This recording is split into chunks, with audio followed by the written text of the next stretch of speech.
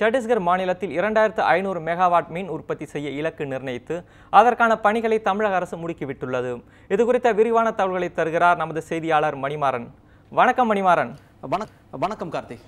இப்பொழுது சத்தீஸ்கரில் தமிழக அரசு சத்தீஸ்கரின் அரசோடு இணைந்து சத்தீஸ்கரின் ஒத்துழைப்போடு அனல் மின் நிலையம் தொடங்க போவதாக தகவல் வந்திருக்கு. அது குறித்த விரிவான தகவல்களை சொல்லுங்க மணிமாறன்.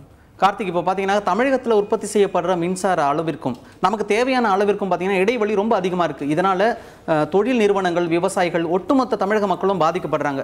இந்த மின் தட்டுப்பாட்டை போக்குறதுக்கு தமிழக அரசு பல்வேறு நடவடிக்கைகளை எடுத்து வரும் அந்த முனைப்பில் அதனுடைய அடுத்த கட்டமாக சத்தீஸ்கரில் தமிழகத்திற்காக ஒதுக்கப்பட்ட இடத்துல ஒரு அனல் மின் நிலையம் உருவாக்கவும் அந்த இடத்துல இருந்து 2500 மெகாவாட் மின்சாரத்தை உற்பத்தி செய்யவும் திட்டம் வகுத்திருக்காங்க. இந்த மாதிரி சூழலில் இந்த அரசு பணிகளில் தீவிரமாக முடுக்கி விட்டுருக்காங்க. தமிழக மின்துறை அமைச்சர் நத்தம் விஸ்வநாதன் தலைமையில் 3 பேர் கொண்ட குழு சத்தீஸ்கருக்கு போயிட்டு இந்த அனல் மின் நிலையம் தொடங்குவதற்கான ஒத்துழைப்பு வேணும் அப்படின்னு அந்த அரசாங்கத்துக்கு கேட்டிருக்காங்க. அவங்க முழு ஒத்துழைப்பு தருவதற்காக ஒப்புதல் அளிச்சிருக்காங்க. கார்த்திக், மணிமாறன், இந்த திட்டம் எவ்வளவு செலவிலானது? இந்த திட்டம் மேலும் இந்த திட்டம் எப்பொழுது நிறைவடையும் என்று எதிர்பார்க்கப்படுகிறது மணிமாறன்? கார்த்திக், பார்த்தீங்கன்னாக்கா இந்த அனல் மின் நிலையம் திட்டம் பார்த்தீங்கன்னாக்கா 30,000 கோடி ரூபாயில் செலவு பண்ணி கட்டுறாங்க. அது மட்டும் இல்லாமல் இந்த பணிகள் முடிகிறதுக்கு 3 ஆண்டுகள் ஆகுமா. ஏற்கனவே பார்த்தீங்கன்னா நெய்வேலியில் நிலக்கரி சுரங்கத்திற்கு அருகாமையில் ஏற்கனவே அனல் மின் நிலையம் இருந்து அங்கிருந்து மின்சாரம் நம்ம எடுத்துக்கிட்டு இருக்கிறோம்.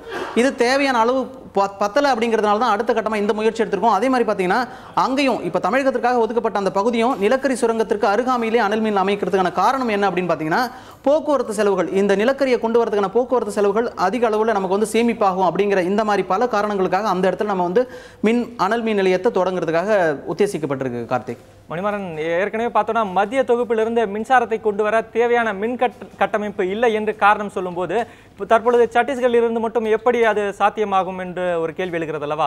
ஒரு விரிவாக சொல்லுங்க மணிமாறன். நல்ல கேள்வி கார்த்திக். இப்போ பார்த்தீங்கன்னா ஏற்கனவே மத்திய தொகுப்பிலிருந்து கொண்டு வர முடியல அப்படிங்கிறது காரணம் என்னன்னு பார்த்தீங்கன்னாக்கா சரியான கட்டுமான பணிகள் இல்லை அப்படின்னு சொல்றாங்க. ஆனால் இப்போ வட மண்டலம், தென் மண்டலம் இந்த மாதிரி இடத்துல இருந்து மின் கட்டமைப்பு பணிகளை இணைக்கிற முயற்சியில் மத்திய அரசு ஈடுபட்டு இருக்கிறதாவும் இந்த சத்தீஸ்கரில் தமிழக அரசு துவங்கப்பட்டிருக்கிற இந்த அனல் மின் நிலையம் பார்த்தீங்கன்னா இந்த பணிகள் முடிவடைறதுக்கு 3 ஆண்டுகள் ஆகும் அப்படிங்கிற மாதிரி சொல்லியிருக்காங்க. ஆனால் இந்த வட தென் 2 மண்டலங்களையும் மின் கட்டமைப்பு இணைக்கிற பணிகள் பார்த்தீங்கன்னா அடுத்த 2 ஆண்டுகளில் முடியும் அப்படின்னு மத்திய மின்சார அதிகாரி ஒருத்தர் சொல்லியிருக்கிறார்.